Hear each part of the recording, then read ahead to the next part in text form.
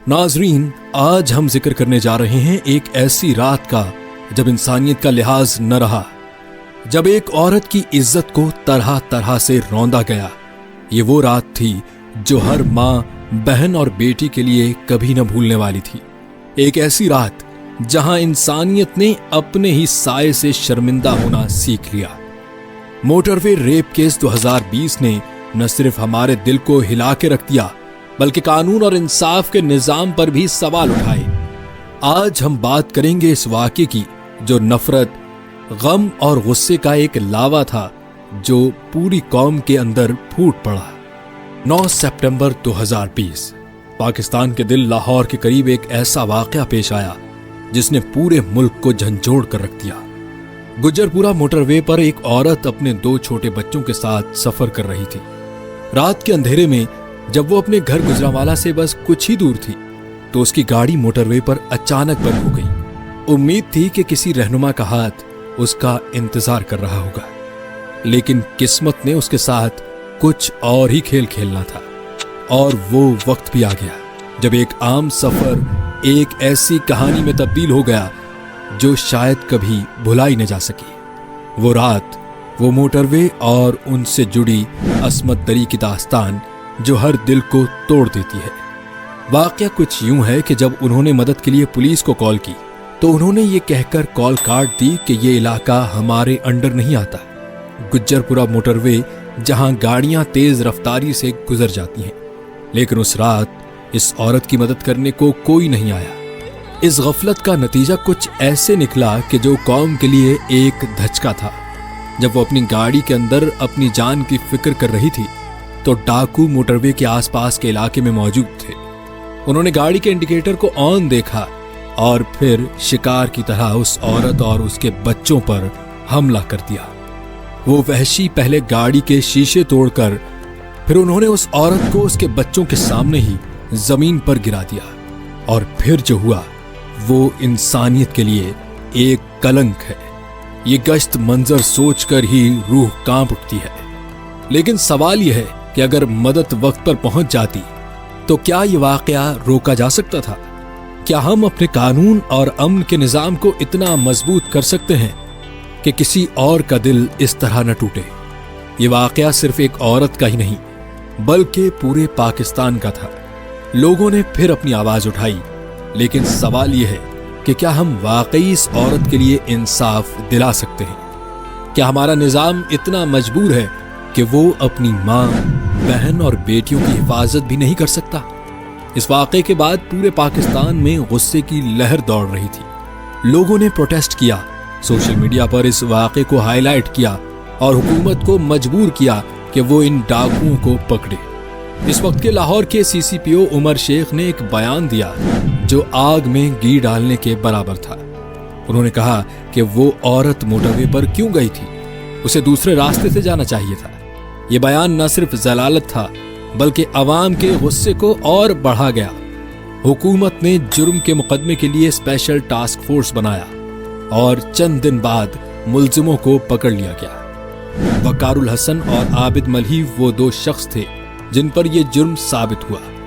आबिद मलही जो कि मखबर था, वो कुछ दिन तक पुलिस के हाथ नहीं आया, मगर फिर जब पुलिस ने उसको ट्रेस किया तो वो लाहौर के निदाश्त इलाके से पकड़ा गया। उन दोनों को सख्त सजा देने का वादा किया गया, मगर असल सवाल अभी भी बाकी था। क्या ये सब कुछ रोकने के लिए ज्यादा कुछ नहीं किया जा सकता था? ये वाकया एक दर्द भरी याद है, मगर ये हम सब के लिए एक सबक भी है। इंसाफ और अमन का निजाम तभी चल सकता है जब हम सब मिलकर उसे मजबूत बनाएं। क्या हम ये मुमकिन बना पाएंगे कि किसी और की माँ, बहन या बेटी के साथ ये नफरत भरा सलूक न हो? इस वाक़े ने सबसे पहले हमें हमारे कानून के निजाम की असलियत से रूबरू कराया। जब एक औरत मोटरवे पर अपनी मदद के लिए पुलिस को कॉल कर रही थी तो कोई भी दरियाफ्त करने वाला नहीं था। ये बताती है कि हमारा इमरजेंसी रिस्पांस सिस्टम कितना गफलत का शिकार है। अगर वो मदद वक्त पर पहुंच जाती तो शायद ये सब कुछ न होता।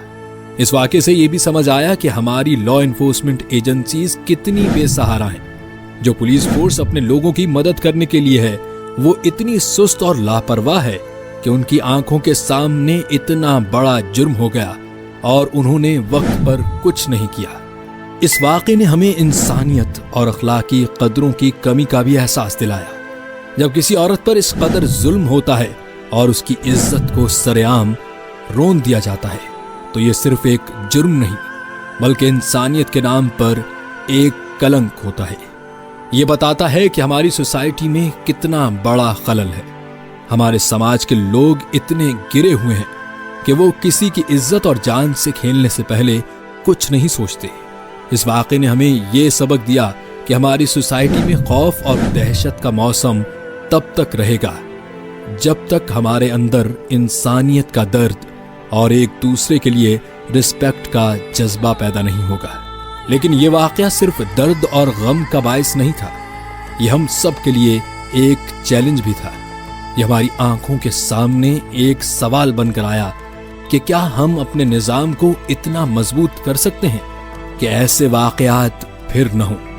क्या हम अपने कानूनी और सिक्योरिटी के इदारों को इतना पावरफुल बना सकते हैं कि वो वक्त पर रिएक्ट कर सकें और अपनी आवाम की हिफाजत कर सकें? ये चैलेंज हमारे कानूनी निज़ाम के लिए भी था कि वो मुल्जिमों को सख्त से सख्त सजा दें ताकि ये पैगाम जाए कि कोई भी जुर्म बिना सजा के नहीं रह सकता। हमें अपने कानून को इतना मजबूत करना होगा कि ऐसे वाक़यात के लिए ज़ीरो टॉलरेंस का निज़ाम। आखिर में ये वाक़या हमारे ज़मीर पर एक इल्ज़ाम था कि हम सब मिलकर इंसाफ के लिए आवाज़ उठाएं।